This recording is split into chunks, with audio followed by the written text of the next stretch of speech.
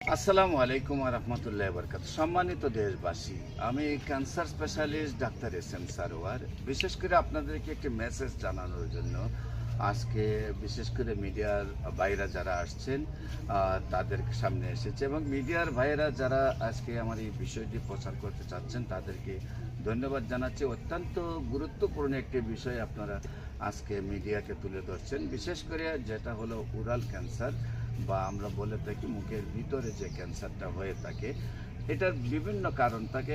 অনেকে আছে যে যথাযথভাবে দাঁত ব্রাশ করে না, অনেকে আছে যে আপনার দাঁত ক্লিন করার সময় বিশেষ করে দাঁতে অনেক ধরনের বিষয়, অনেক ধরনের আঘাত পাওয়ার কারণে সেখানেও ক্যান্সার হতে পারে।